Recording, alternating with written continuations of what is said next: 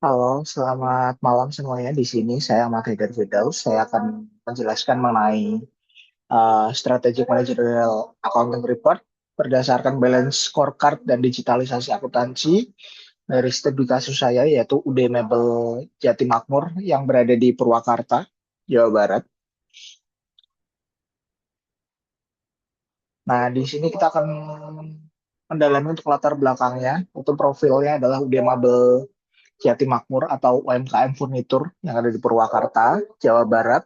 Dengan sebenarnya ada dua lini produk yang prominent, yaitu kursi tamu atau volume produksi tinggi, proses sederhana, dan juga lemari pakaian, volume rendah, proses kompleks.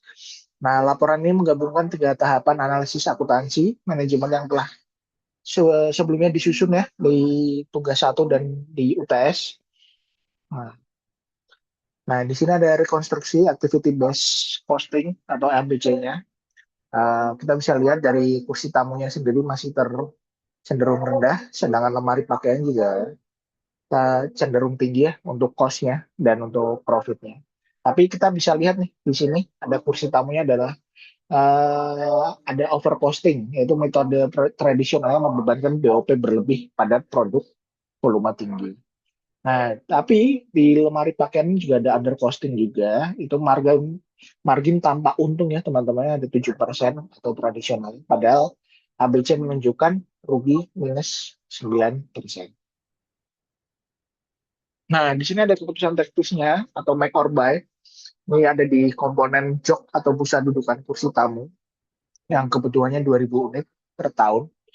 Nah, kalau kita membuat sendiri itu bahan bakunya 30.000, tenaga kerjanya overhead dan overhead tetap dihindari itu bisa sampai 22.500 atau totalnya 52.500. Yang itu kalau misalkan beli dari vendor, itu harga beli vendor eksternal termasuk ongkir ya, teman-teman.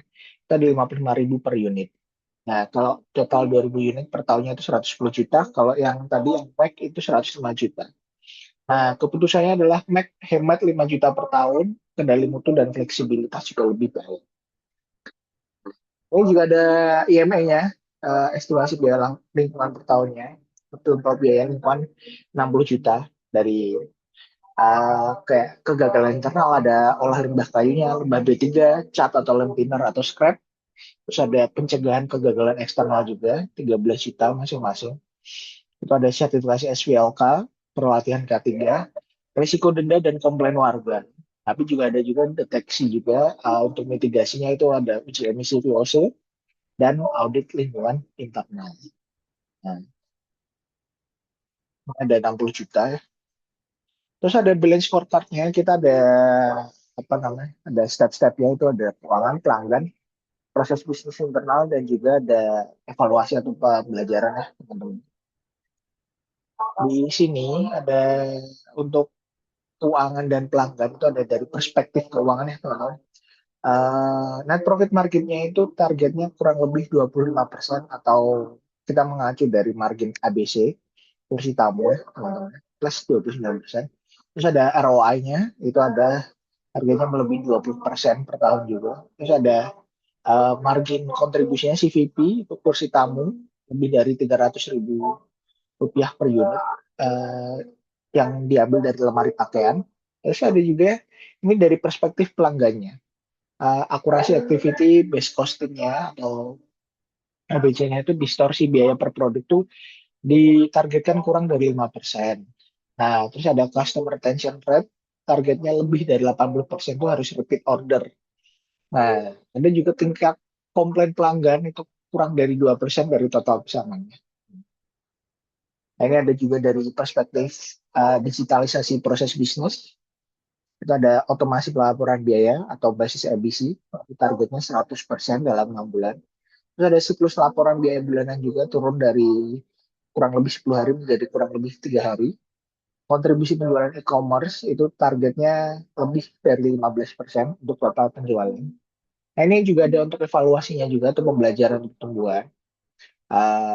Ini ya kita akan berinvest ke, mohon maaf, kita akan menjadikan indikatornya dari frekuensi pelatihan SDM. Itu adalah target lebih dari 2 kali per tahun per karyawan. Terus ada kepatuhan kode etik dan akuntan manajemen untuk staf keuangan ya. Terus ada employee retention rate, targetnya lebih dari 90%. Jadi sedikit yang resign ya teman-teman dalam setahun. Nah, ini ada kartu skornya juga, ada perspektif keuangan pelanggan, proses bisnis, ada pembelajaran pertumbuhan, masing-masing 3 KPI, ada total 12 KPI pada 4 perspektif yang saling mendukung ya teman-teman. Nah, ini juga ada kesimpulannya dari tiga apa namanya, dari UD Mobile Jaya ini. Kita ada kompilasi analisisnya, ABC Costing, Motor Buy, dan MA, mengungkapkan tiga peluang perbaikan. Yang pertama ya pasti koreksi harga lemari pakaian ya, karena dari ABC tadi ternyata undercosting. Terus ada kebijakan tetap produksi sendiri komponen job dan pengelolaan biaya lingkungan tersembunyi. Nah, di balance scorecard untuk indikator kinerjanya itu ada 12 KPI pada 4 perspektif, menerjemahkan temuan tersebut menjadi target terukur dengan digitalisasi akuntansi sebagai pengungkit utama proses bisnis internal. Di sini saya juga memberikan rekomendasi implementasi. Monitoring BSC dilakukan secara triwulanan agar pendapatan target dapat dievaluasi dan strategi disesuaikan secara adaptif.